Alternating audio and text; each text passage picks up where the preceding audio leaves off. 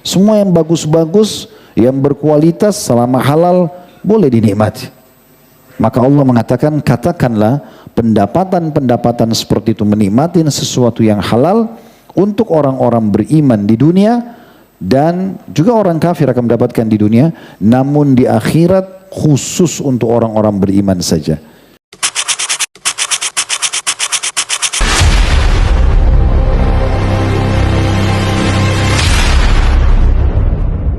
Assalamualaikum warahmatullahi wabarakatuh.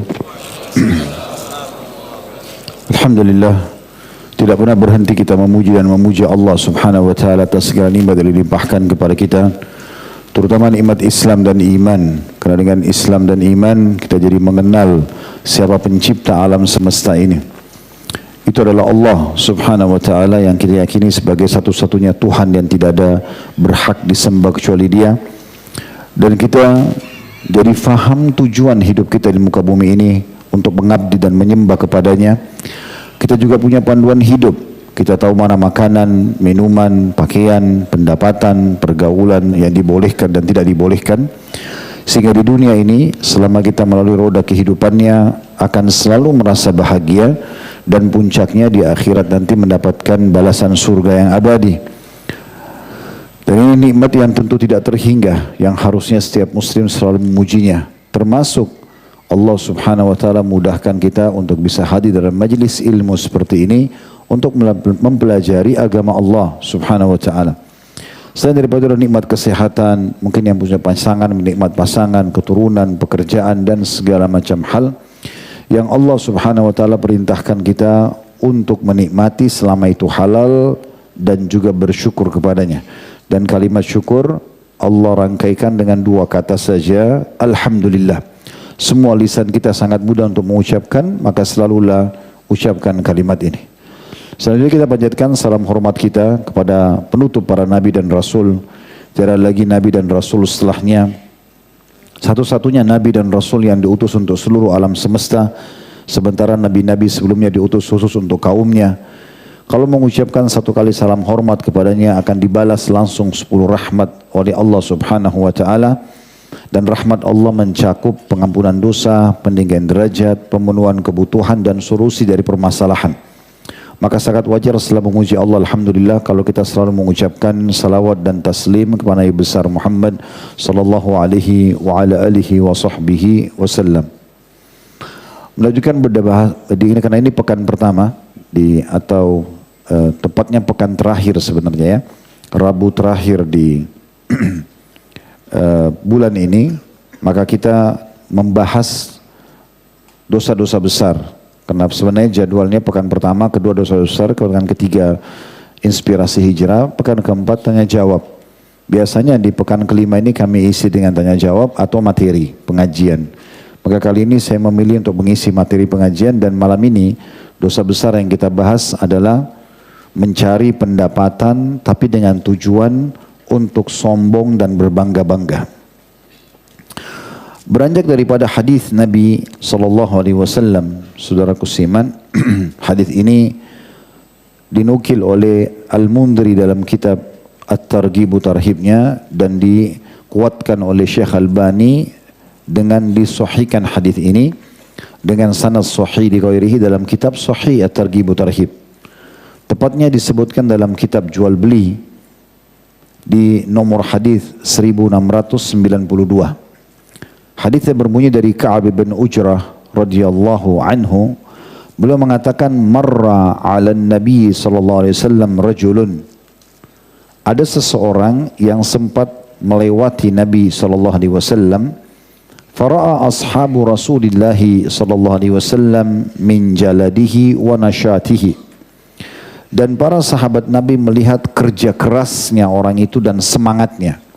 Karena dia sampai keringatan, dia memikul barang-barang dagangannya, dia berusaha untuk bekerja dengan semangat. Faqalu, maka para sahabat Nabi berkata, ya Rasulullah, wahai utusan Allah, lau kana hadha fi sabilillah. Andai saja orang yang seperti ini, yang semangat luar biasa untuk mencari pendapatan, bekerja keras sampai keringatan, memikul barang-barangnya itu dihitung seperti orang yang berada di jalan Allah, maksudnya mendapatkan pahala. Faqala Rasulullah sallallahu alaihi wasallam, maka Nabi SAW bersabda, in kana kharaja yas'a ala waladihi sigharan fahuwa fisabilillah. Ketahuilah kalau seandainya orang yang kerja keras ini tujuannya untuk membiayai anaknya yang masih kecil supaya terpenuhi kebutuhan anak dia yang merupakan amanah dari Allah, maka dia dihitung di jalan Allah. Wa in kana kharaja yas'a ala abawaini syaikhaini kabiraini fahuwa fisabilillah. Dan kalau dia juga bekerja seperti ini, keringatan, semangat, terus saja mencari pendapatan untuk membiayai kedua orang tuanya yang sudah tua, maka juga dianggap dia di jalan Allah. Wa in kana kharaja yas'a ala nafsihi ya'ifuha fahuwa fisabilillah. Dan kalau dia keluar tujuannya untuk memenuhi kebutuhan dia pribadi, maka dia juga di jalan Allah. Kemudian penutupan hadisnya ini akan jadi bahasan kita dan saksi bahasan kita di garis bawahi, wa in kana kharaja yas'a riya'an wa mufakharatan fahuwa fi sabilis syaitan. Tapi kalau seandainya orang seperti ini keluar mencari pendapatan tujuannya untuk riya, untuk pamer, dan juga sombong, fahuwa fi sabilis syaitan, maka orang ini berarti berada di jalan syaitan. Kalau di jalan syaitan berarti menuju ke mana? Ke neraka. Berarti kita lihat di sini ada dua bagian hadis. Kalau orang itu bekerja tujuannya mencari nafkah untuk dirinya, untuk anaknya, untuk orang tuanya, tentu kalau anak masuk dalamnya adalah juga istri, dia membiayai kebutuhan-kebutuhan ini semua dari rezeki halal, maka itu pahalanya sangat melimpah. Tapi kalau dia cari pekerjaan, jabatan, pendapatan, semua ini tujuannya untuk riya, pamer, ya, pamer kekayaan, pamer jabatan, atau mufakharatan, sombong, menganggap remeh orang lain, maka berarti dia berada di jalan syaitan yang berarti akan membawanya menuju ke jalan neraka. Berarti ada dua bagian. Kalau bekerja ya untuk keluarga, untuk diri kita, dan tujuannya hanya itu saja, sampai ajal datang, maka semuanya pahala. Tapi kalau dia keluar cari jabatan, pekerjaan, justru untuk berbangga-bangga, justru untuk sombong dan menjatuhkan orang lain, maka dia berdosa. Nah, saksi bahasan kita adalah penutupan hadis ini.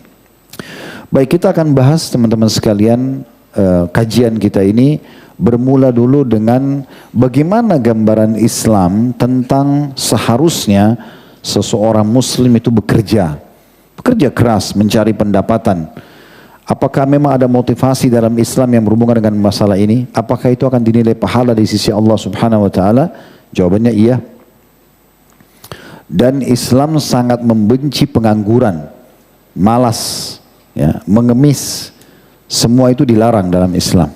Semua itu dilarang, dan terlalu banyak dalil-dalil syar'i yang berhubungan dengan masalah ini. Akan kita sebutkan beberapa statement kaum salaf berhubungan dengan masalah itu. Tapi kita akan mulai dalil tentang masalah pentingnya seseorang itu bekerja, terutama kaum laki-laki. Karena kita memang disuruh mencari rezeki untuk bisa memenuhi kebutuhan kita. Bermula dari surah Al-A'raf ayat 32, di mana Allah Subhanahu wa taala berfirman, "Qul man harrama zinatallahi allati akhraja li ibadi wat thayyibati minar rizq. Qul hiya lil ladzina amanu fil hayatid dunya khalisatan yaumal qiyamah." Al-ayah. Artinya, katakan hai Muhammad, siapakah yang berani mengharamkan atau melarang apapun yang Allah sudah keluarkan untuk hamba-hambanya nikmati, makanan, minuman, ya, pendapatan, rumah, kendaraan, pakaian. Siapa yang mengatakan itu haram? Sementara Allah sudah siapkan untuk perhiasan bagi hamba-hambanya, dan juga thayyibat minar rizq. Semua yang bagus-bagus, yang berkualitas selama halal boleh dinikmati. Maka Allah mengatakan, katakanlah pendapatan-pendapatan seperti itu, menikmati sesuatu yang halal untuk orang-orang beriman di dunia, dan juga orang kafir akan mendapatkan di dunia, namun di akhirat khusus untuk orang-orang beriman saja. Jadi orang beriman, kalau mereka bekerja mencari nafkah, mereka bisa nikmati di dunia, mereka makan makanan yang enak, minum minuman yang enak, pakai pakaian yang nyaman, kendaraan, rumah, segala macam. Islam tidak pernah batasi pendapatan penganutnya. Boleh dia menjadi orang paling kaya, orang yang paling tinggi jabatannya, orang yang paling bagus prestasi di lembaga pendidikannya, boleh saja. Tidak dilarang, selama itu halal, gitu ya. Dan dia bisa nikmati di dunia, di akhirat juga, kalau dia niatkan itu, bukan untuk sombong, akan menjadi sumber pahala dan derajat yang tinggi di surga. Maka Allah mengatakan, katakanlah itu untuk orang-orang beriman di dunia dan di akhirat khusus untuk mereka saja akan mendapatkan balasan yang sempurna di surga nanti. Kemudian juga Allah Subhanahu wa taala memerintahkan kita agar mencari rezeki, menyebar di muka bumi, terutama bagi kaum laki-laki dalam surah Al-Mulk ayat 15. Huwallazi ja'ala lakumul arda dhalulan famshu fi manakibiha wa kulu min rizqi wa ilaihin nusyur. Dialah Allah yang telah menjadikan untuk kalian bumi layak untuk dipijaki, ditinggali, diambil hasilnya, dicocok tanami, dibangun atasnya. Maka makanlah dari rezeki yang bisa didapatkan di sana dan ketahuilah kalian akan kembali kepada Allah.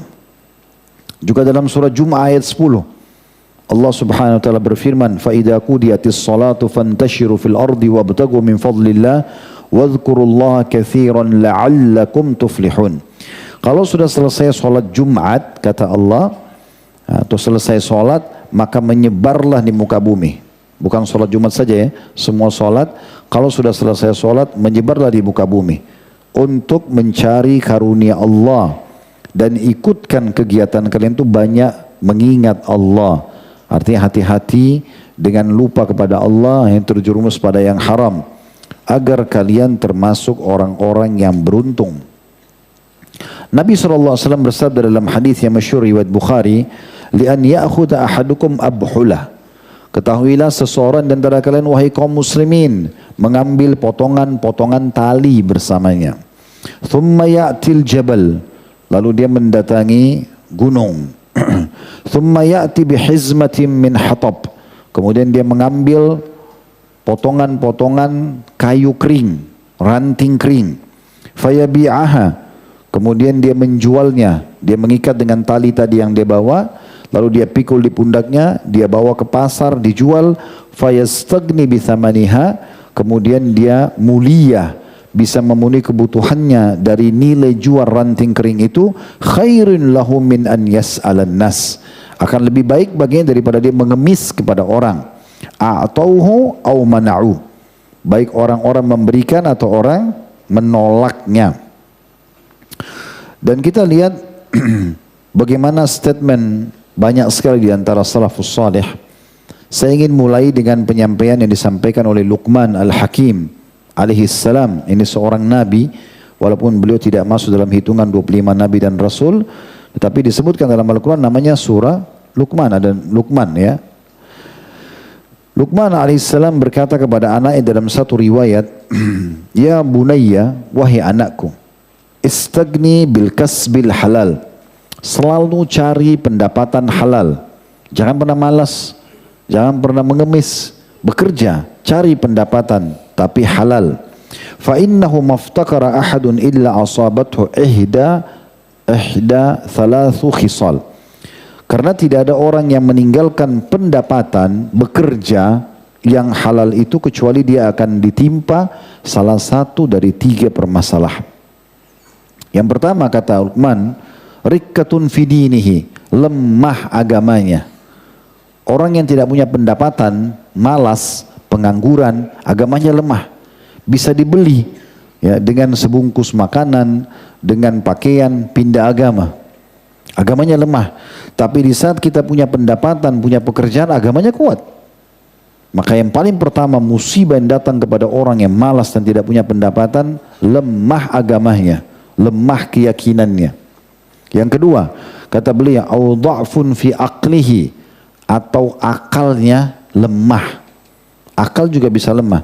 Lihat orang-orang yang pengangguran itu, bertahun-tahun pengangguran, cuma nunggu pemberian orang, mengemis pada orang lain. Dia tidak akan punya banyak ide. Kaku, vakum, nggak bisa buat apa-apa. Kalaupun diajak diskusi, otaknya tidak akan bisa berpikir. Karena memang dia tidak bergerak, tidak berusaha. Duduk di pinggir jalan, hanya sibuk dengan meja caturnya, dan bertahun-tahun begitu terus. Ngobrol, yang penting minum kopi, 1 gelas cukup, nggak masalah. Sama temannya tidak bekerja, bahkan kadang-kadang ganggu orang. Saya tidak tinggung siapapun, ini saya cuma kasih contoh secara umum. Ya. Tapi memang umumnya orang seperti ini kata Luqman dha'fun fi aqlihi. Beda dengan orang yang berusaha kerja di sini. Walaupun dia misalnya tidak bisa lanjutin kerja, dia buat melamar di tempat lain. Dia berusaha berpikir bagaimana mengembangkan usahanya, bagaimana membiayai keluarganya. Maka otaknya itu bergerak. Maka tidak lemah dia secara akal. Karena biasa menghadapi permasalahan-permasalahan lalu mencari solusinya. Yang ketiga, awwahaun fi muru'ati. Orang yang tidak punya pendapatan, terutama halal, terhina kehormatannya. Ya. Kalau dia miskin, dia susah, maka bisa saja dihina kehormatannya. Ya. Kemudian kata beliau, tentu ini bukan bicara, oh kalau begitu orang miskin terhina Ustaz. Bukan. Tetapi ini adalah motivasi agar orang semuanya bekerja. Karena orang yang berhasil, teman-teman sekalian, orang yang sukses itu, dari sisi ekonomi pun, sama waktunya sama kita. 24 jam sama nggak? Atau orang kaya itu waktunya 27 jam? Enggak. Sama punya 2 mata nggak? Sama punya 2 tangan, 2 kaki, sama lahir dari rahim seorang ibu, sama bernafas juga dari hidung. Mereka nggak punya ekstra hidung di kepalanya supaya bisa nafas lagi tambahan, enggak. Kenapa mereka bisa, kenapa kita nggak bisa? Al-malas. Ya. Karena malas. Gak mau berkembang, terus saja mau begitu, jadi bisa terhina. Ya. Dan kata beliau, wa a'zam min hadza, yang lebih parah daripada itu, bagi orang yang tidak mau mengelola pendapatannya atau mau mencari pendapatan tambahan supaya dia bisa lebih mulia, istighfafun nasu bihi, orang akan anggap remeh. Apa kata Umar? Ini kata Umar bin Khattab radhiyallahu anhu, statement yang sangat menarik dari bahasa beliau. Beliau mengatakan, inni la'ala ar-rajula fayu'jibuni syakluh. Saya pernah lihat orang, saya kagum dengan penampilannya. Oke banget penampilannya.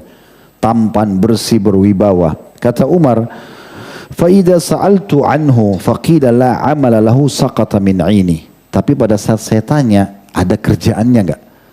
Ada bisnis yang dia kembangkan enggak?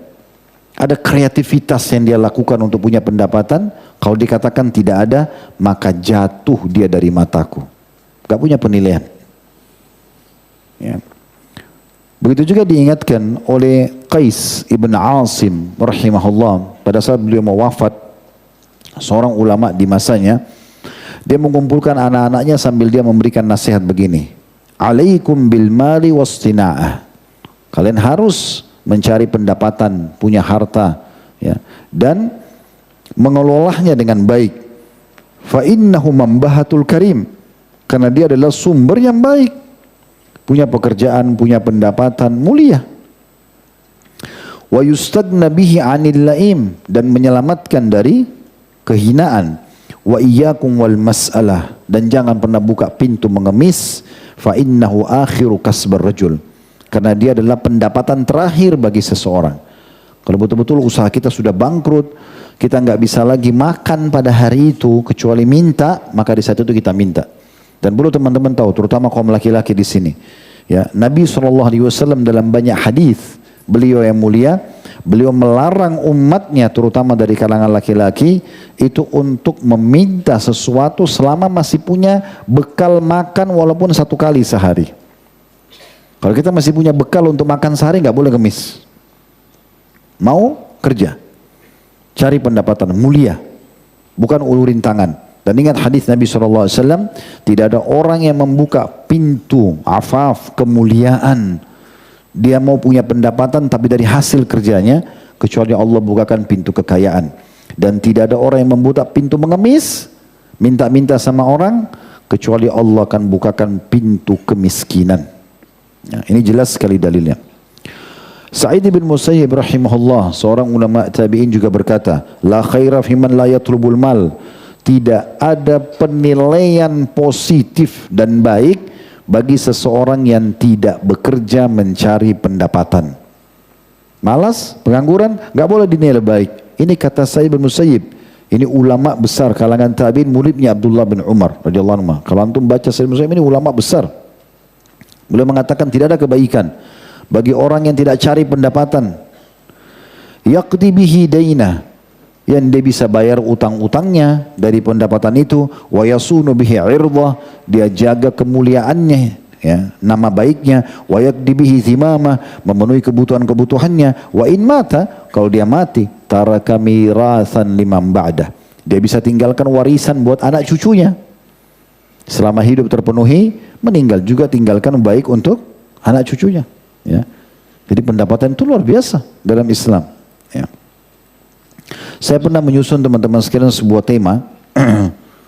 Tema itu saya judulkan Islam dan Kekayaan.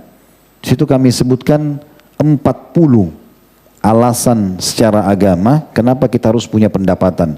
Kenapa kita harus mengejar menjadi orang yang mampu dan punya pendapatan. Dan banyak sekali syariat Allah Subhanahu wa taala yang berhubungan dengan masalah pendapatan. Ya, itu mungkin ada pertemuan tersendiri. Kemarin sempat kalau tidak salah tablik akbar waktu itu, ya, kita di Jawa Timur, dan itu insya Allah sudah diangkat di YouTube kami, bisa lihat Islam dan Kekayaan. Cukup banyak sekali, ya, di antaranya haji, zakat. Itu kan memang dikatakan bagi yang mampu. Tapi jangan antum mengatakan, oh saya kan tidak mampu, udahlah saya nggak usah pikirin zakat, nggak apa-apa, saya jadi mustahik aja terus penerima zakat. Enggak, antum harus dobrak diri antum, harus kapan saya bisa menjadi muzaki, saya mengeluarkan zakat. Jangan terus menerima dari orang, mohon kepada Allah dan berusaha. Dan seorang penyair Arab mengatakan, manjadda wajad, yang berusaha pasti akan dapat. Ini penting sekali untuk digarisbawahi. Begitu juga dengan haji. Jangan bilang, oh saya tidak mampu jadi nggak usah pikirin haji. Enggak, targetkan bagaimana sebelum meninggal harus bisa haji. Dan innamal a'malu binniyat, Allah akan balas sesuai dengan niatnya. Kalau antum niat, ya sudahlah saya nggak mampu, nggak usah pikirin zakat, nggak usah pikirin haji, ya sudah sesuai dengan niat antum. Enggak, saya harus haji, saya harus zakat, saya harus maju, saya harus punya perusahaan, saya harus bisa bayar keluarga saya harus begini dan begitu. Allah kasih nanti. Innamal a'malu binniyat, semua yang sudah dengan itu. Udah deh saya bekerja begini, pendapatan saya 2 juta, udah gini aja deh, enggak apa-apa sampai tua. Ya udah dikasih sampai tua begitu. Kan? Baik, selanjutnya Nabi alaihi salatu wassalam sendiri dalam riwayat Imam Ahmad memerintahkan kita semua agar berlindung kepada Allah Subhanahu wa taala dari kefakiran, kekurangan, keterhinaan. Kata beliau dalam hadis yang sahih ini, ta'awwadhu, selalu minta perlindungan kepada Allah minal fakri, dari kemiskinan, wal killati, kekurangan, wadzillati, dan keterhinaan. Dan beliau mengingatkan juga, ya, dalam hadis yang lain riwayat An-Nasa'i, Allahumma inni a'udzubika minal ju', ya Allah aku berlindung kepadamu jangan sampai aku kelaparan, maksudnya tidak punya pendapatan. Fa inna bi'sal daji', ya artinya karena itu adalah seburuk-buruk keadaan. Dan juga beliau mengajarkan kita semua umatnya doa, Allahumma inni a'udzubika minal ajzi wal kasal, ya Allah aku berlindung kepadamu jangan sampai aku putus asa dan juga malas, wal jubni wal bukhul, aku pengecut, jadi pengecut dan juga pelit, wa ghalabati daini wa qahri rijal, dan dikuasai, terlilit utang dan dikuasai oleh orang-orang. Umar bin Khattab radhiyallahu anhu pernah satu kali teman-teman sekalian beliau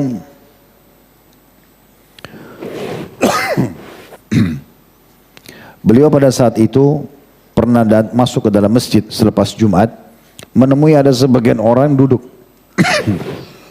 Ada sebagian orang lagi duduk selepas Jumat. Ditanya oleh Umar, kenapa kalian duduk di sini? Mereka bilang, kami orang yang bertawakal kepada Allah. Saya sudah tunggu saja, kalau ada orang kasih makanan, makan. Kalau tidak ya sudah. Lalu Umar marah sama mereka.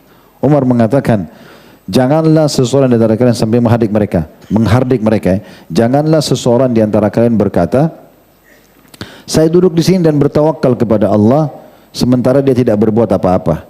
Dan dia sangat tahu Allah sudah mencatatkan bahwasanya tidak mungkin langit menurunkan emas dan perak. Dia harus bekerja. Lalu beliau suruh keluar. Sufyan ats-Tsauri rahimahullah menerapkan hal yang sama karena mendengarkan riwayat Umar di Mekah juga dia pernah menegur beberapa anak-anak muda muslim yang kumpul-kumpul di masjid dan tidak bekerja.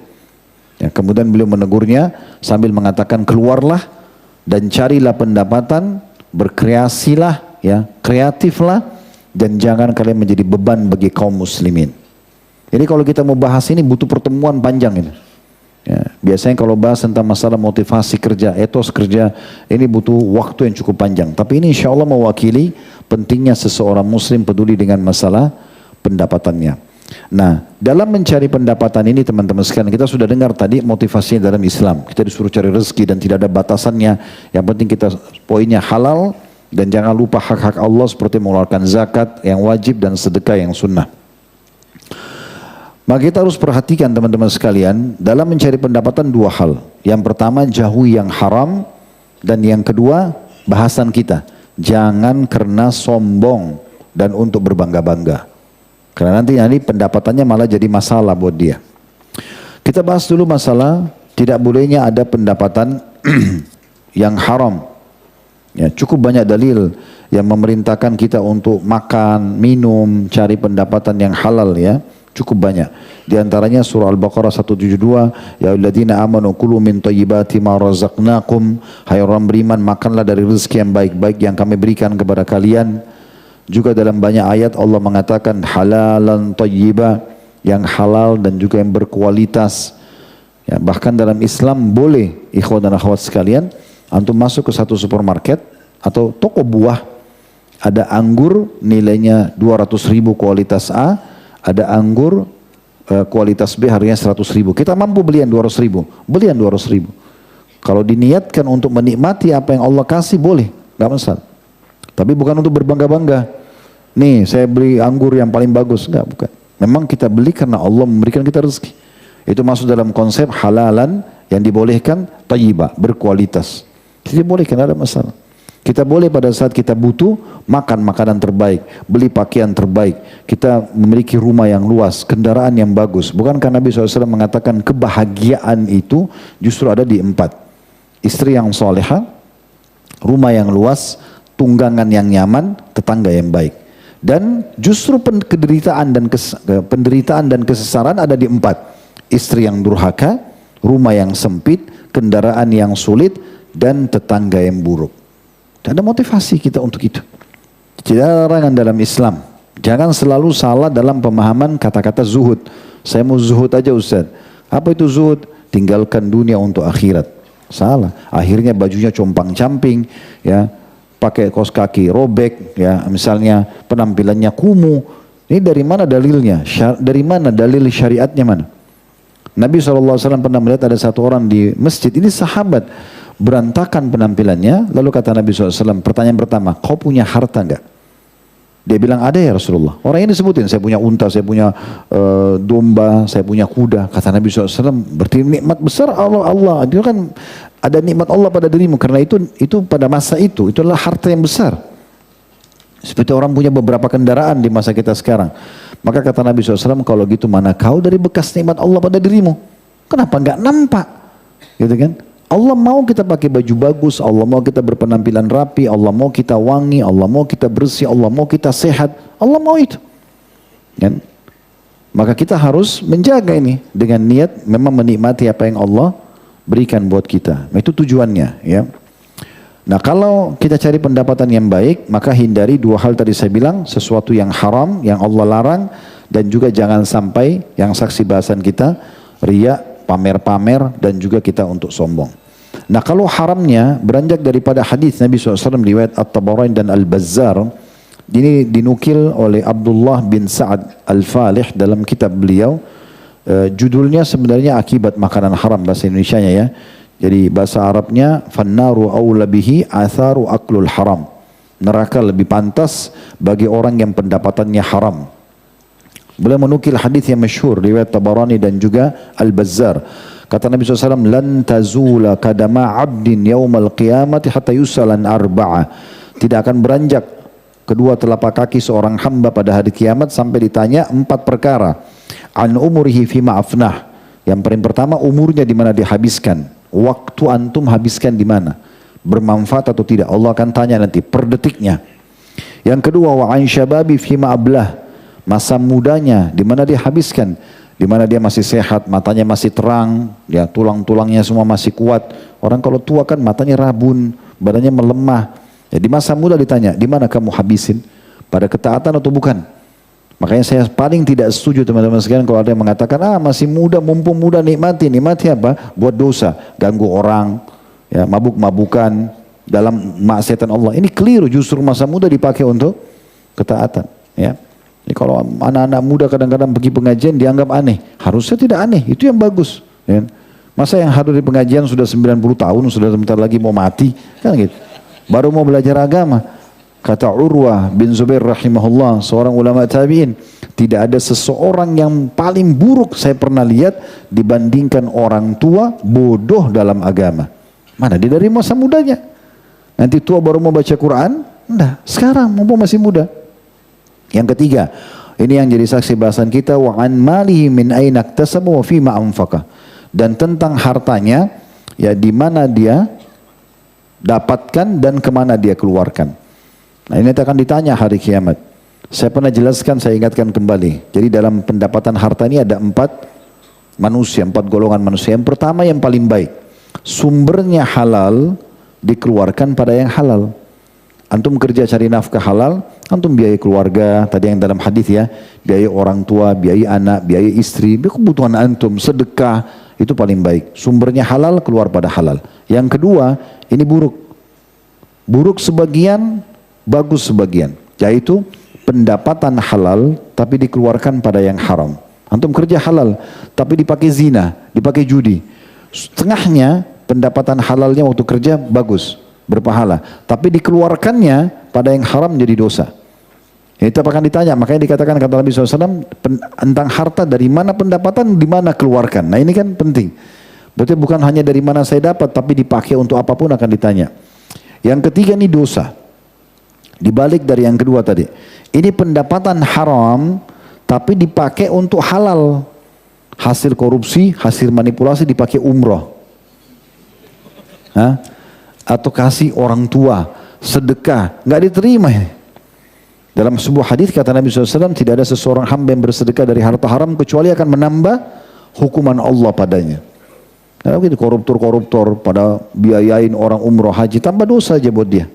Ini buruk. Yang keempat, orang yang paling buruk, sumbernya haram, keluar pada haram, hasil curian dipakai zina. Nah ini orang yang paling buruk. Jadi jadilah golongan pertama, pendapatannya halal, keluar juga pada yang halal. Kemudian yang keempat yang ditanya, wa an ilmihi madza amila fi, dan tentang ilmunya dia gunakan untuk apa. Seorang muslim teman-teman memang wajib peduli dengan masalah pendapatan halal atau haramnya. Bahkan Sa'ad radhiyallahu anhu berkata, sahabat Nabi, aku tidak pernah memasukkan sesuap makanan ke mulutku kecuali aku pastikan dari mana sumbernya halal atau tidak. Bahkan beliau mengatakan dalam riwayat lain, dalam athar lain, dari mana saya masukkan halal atau tidak dan bagaimana saya keluarkan. Mengeluarkan saja di WC harus di tempat yang tidak syubhat. Begitu Sa'ad telitinya radhiyallahu anhu.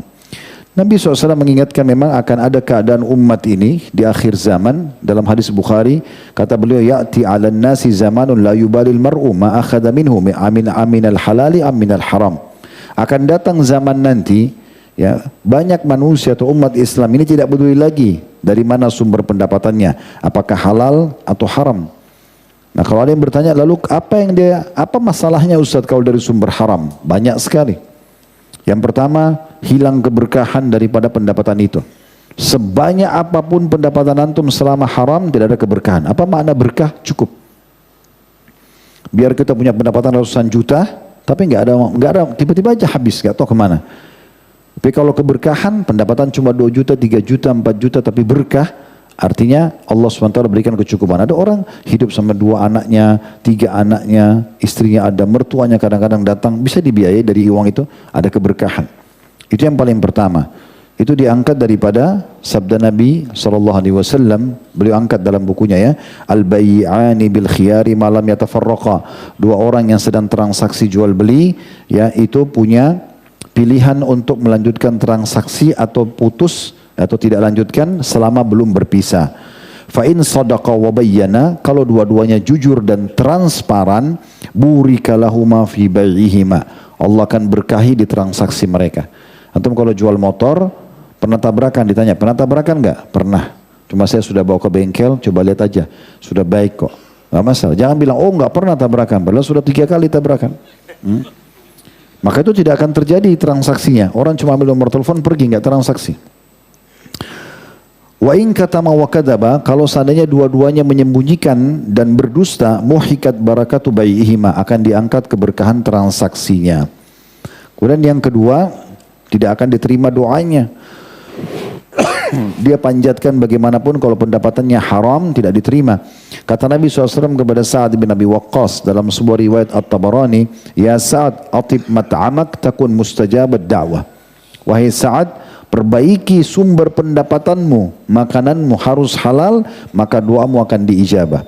Salah satu kelebihan Sa'ad radhiyallahu anhu adalah beliau mustajab doa. Beliau mustajab doa. Tentu banyak sekali dalil berhubungan dengan masalah ini, saya ringkaskan. Kemudian juga beliau mengangkat sebuah riwayat tentang masalah haji dan umrah. Walaupun hadis ini diriwayatkan Tabarani masih diperselisihkan ulama, ada yang melemahkan, ada juga yang menghasankan.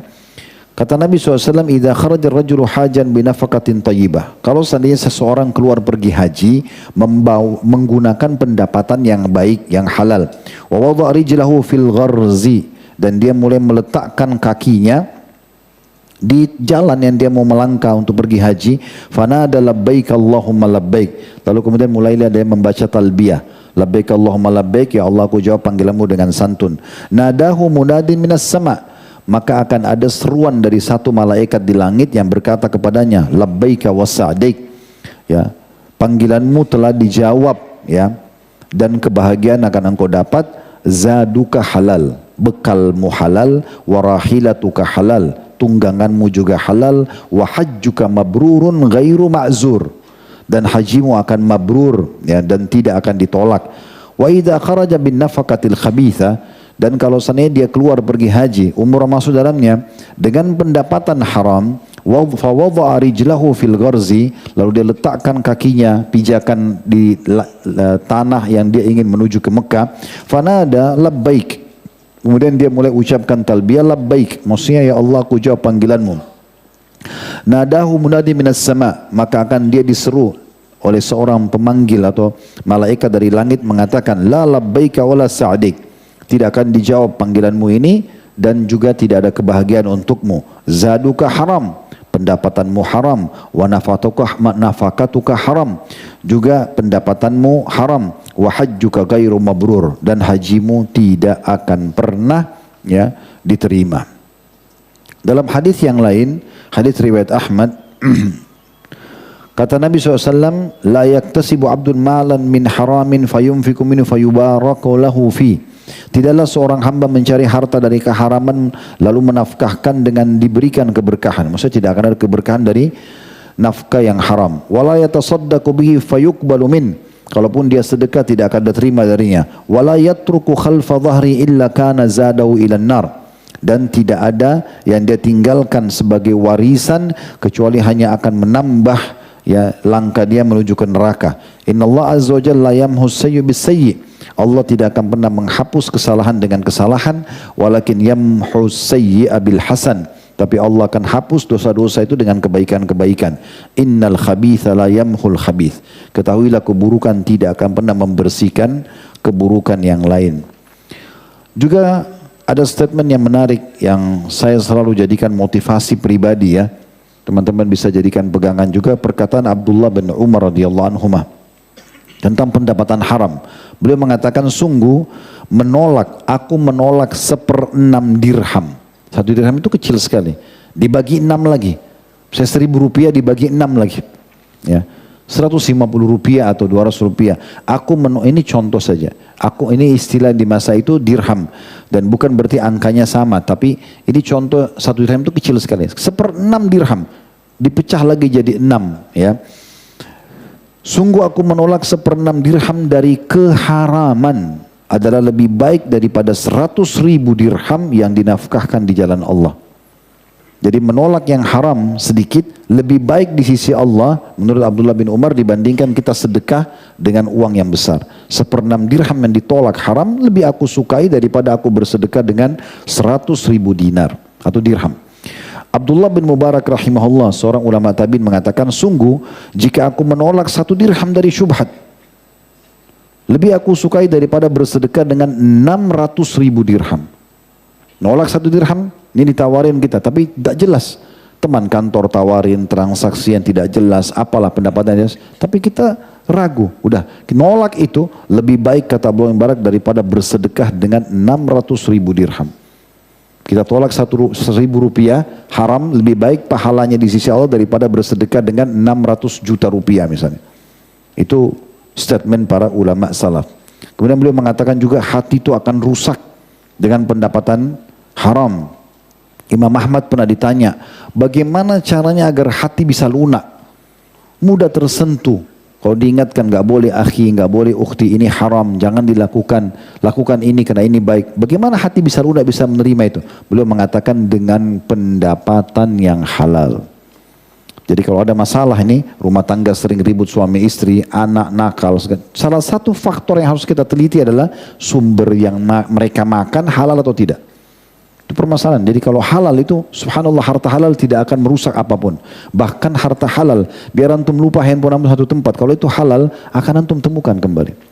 Dengan izin Allah SWT akan kembali selama itu halal. Kalau itu haram, biar kita simpan baik-baik, bisa Allah punya cara menghilangkannya. Juga beliau mengatakan hidup akan gelisah dengan orang-orang yang melakukan kesalahan-kesalahan seperti ini. Tambah lagi ancaman-ancaman yang berat nanti dengan siksaan pada hari kiamat. Di mana Nabi SAW mengatakan dalam hadis Tabarani, ayyuma lahmin nabata min suhtin fannaru awla bihi. Daging dan darah yang tumbuh dari pendapatan haram, maka neraka lebih pantas baginya. Dan sekian banyak tentu yang beliau sebutkan di sini dalil-dalil yang berhubungan dengan masalah itu.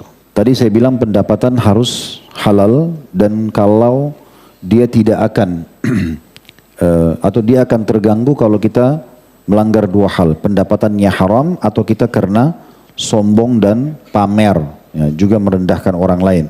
Bagi teman-teman yang pegang buku Al-Kabair, dosa-dosa besar kita, nanti bisa lihat dalilnya lebih panjang lebar dari halaman 17 sampai halaman 21 atau 23 tepatnya. Di halaman 21 atau di halaman 17, di situ diangkat tentang bahayanya orang-orang yang sombong secara umum, termasuk dalam masalah pendapatan dia. Jadi kalau Allah kasih kita pekerjaan, jabatan, mobil, rumah, apalah kelebihan fisik, kita selalu mengatakan alhamdulillah Allah amanahkan, alhamdulillah Allah berikan. Dan selama kita ditanya oleh orang berarti tidak masuk dalam masalah riya, ya. Ini perusahaannya ya, ini pekerjaannya ya, ini begini ya, kita ditanya nggak ada masalah. Tapi kalau kita tidak ditanya lalu kita berbangga-bangga depan orang, ini yang masuk dalam ancaman. Perhatikan surah An-Nisa ayat 36, Allah mengatakan innallaha la yuhibbu man kana mukhtalan fakhura. An-Nisa 36, sesungguhnya Allah tidak suka orang-orang yang sombong dan membangga-banggakan diri.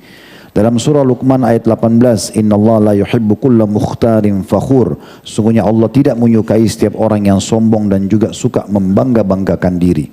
Dalam An-Nahl ayat 29, fala bi'sa mathwal mutakabbirin. Sungguh sangat buruk tempat orang-orang yang menyombongkan diri itu. Dalam hadis Nabi SAW, la yadkhul jannata man kana fil qalbi mithqala dzarratin min kibir. Tidak akan masuk surga orang yang dalam hatinya ada seperti biji sawi dari kesombongan. Kemudian faqala rajul, salah satu laki-laki berkata, ya Rasulullah, innar rajula yuhibbu an yakuna thawbuhu hasanan wa na'luhu hasan. Bagaimana kalau seseorang suka kalau dia pakai sendal bagus, sepatu bagus, dan dia pakai baju yang bagus? Apakah itu termasuk sombong? Kata Nabi SAW, Inna Allah jaminun yuhibbul jamal. Allah indah, suka keindahan. Al-kibru batarul haqqi wa gamtun nas. Sombong itu maksudnya adalah menolak kebenaran dan merendahkan orang lain. Jadi saya bilang gak apa-apa kita kalau pakai baju bagus, baju bersih, itu malah bagus menikmatinya. Tapi selama kita tidak sombong, maka boleh saja. Kapan kita masuk bab sombong dan bangga-bangga, ini yang tidak boleh. Kemudian juga hadis Nabi SAW, ala ukhbirukum bi ahlin nar, mau enggak saya tunjukkan kalian penghuni neraka? Kullu utullin jawadin mustakbir, semua orang yang, maukah aku tunjukkan kalian penduduk neraka? Kata Nabi SAW, ketahuilah setiap orang yang selalu kasar tutur katanya dan sikapnya, sombong dan juga berbangga-bangga. Jadi ini jelas sekali dari dalil tentang masalah ini. Kemudian itu tentang masalah sombong, kita tutup dengan berbangga-bangga atau ujub. Itu ada di halaman 20 sampai halaman 23. Ada hadis yang menarik di sini kita angkat, hadis ya yang disebutkan dalam kitab Zuhud. Yaitu kata Nabi SAW, diriwayat tentang Abdullah bin Mas'ud, beliau mengatakan al-halaku fithnain, kebinasaan pasti akan terjadi pada dua. Al-kunut, putus asa, tidak mau lagi melanjutkan prestasinya, wal-ujbu, dan berbangga-bangga. Terakhir dalilnya teman-teman sekalian yang ingin saya angkat adalah yang diangkat oleh beliau penulis dalam halaman 22, sabda Nabi SAW riwayat Bukhari Muslim, man samma'a samma'allahu bihi wa man yura'i yura'illahu bihi. Barang siapa yang memperdengarkan amalan-amalannya, maka Allah akan memperdengarkan atau mempermalukannya pada hari kiamat. Dan barang siapa yang menampakkan amal-amalnya, dia pamer, maka Allah juga akan membongkar kedoknya pada hari kiamat. Karena kita tadi sudah bilang mencari rezeki itu adalah sesuatu yang halal, maka dan kalau kita niatkan karena Allah akan jadi pahala, berarti dia ibadah. Nah, kapan seseorang menodai itu dengan justru berbangga-bangga dan sombong, maka berarti dia akan masuk dalam bab dosa tentunya. Baik, kita tutup dulu dengan sholat isya, baru kita buka tanya jawab insya Allah.